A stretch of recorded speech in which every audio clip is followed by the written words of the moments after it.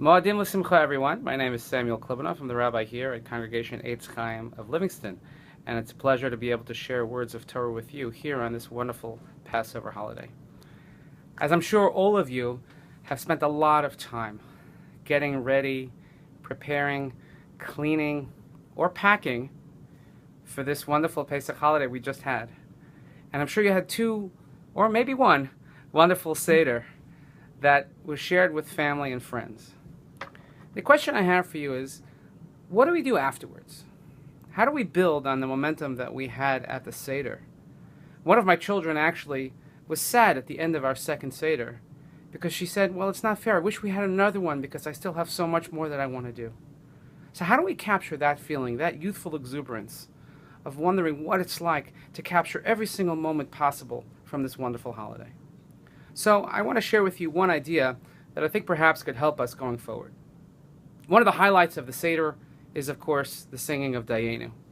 Dayenu, if anyone were ever to dare try and sing a different tune to Dayenu, they would probably be kicked out on the spot.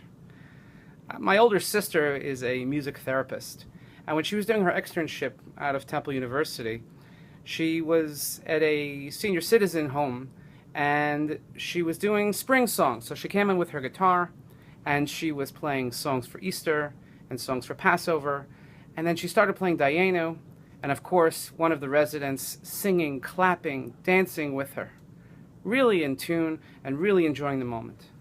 When my sister was done, the supervisor took her aside and asked her, "How did you do that? How is that possible?" So my sister said, "What do you mean?" She said, "That resident has been with us for almost 2 years, and we thought that she was a deaf mute." The magic of Dayenu, of the tunes, of the songs, of singing, is what can take the momentum that we have from the Seders and take us forward. We have the second days of Yom Tov as well. The latter portion of the holiday, which celebrates the crossing of the Reed Sea, what we know as the singing of the Shira, the wonderful Az Yashir that we say every single day. And the Talmud tells us that at the time of the splitting of the sea, the angels in heaven wanted to sing song, but God didn't let them. God said, "Masa yodai tovlam bayam v'atem omrim shira." My creatures, humanity is also drowning, and you want to sing songs? So he didn't let them. That's a very noble cause. It's a very noble reason. But yet, we say Az Yashir every single day. We sing Az Yashir on the seventh day of Pesach. We say Hallel, albeit a bit truncated, but we say Hallel every day. So why does that reason not apply to us? And I think the answer is that there are two different types of song. The song that the angels wanted to sing was a song of triumph, a song of conquering our enemies. And God said, no, even though we have won, even though we have conquered our tormentors, still, nonetheless, they are human beings and we cannot celebrate their downfall.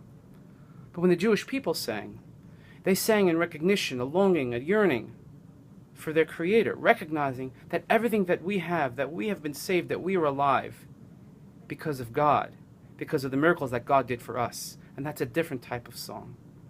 So as we head into the end of this Passover holiday, let us sing a song of yearning, and which might find itself in the most odd forms that we could possibly see on a holiday, and that's the recitation of Yizkor.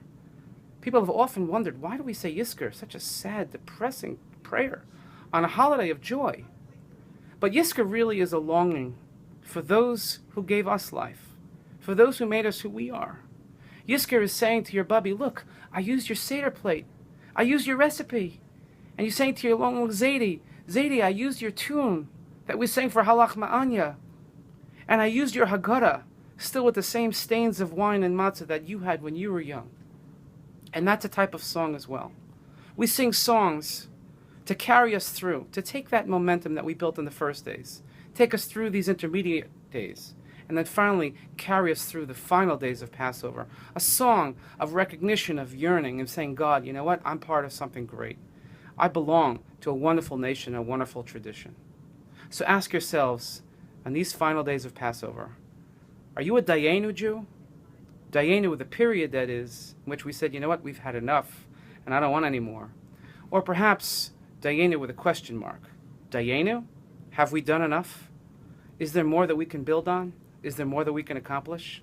I thank you so much for your time, and I wish you all Chag Sameach.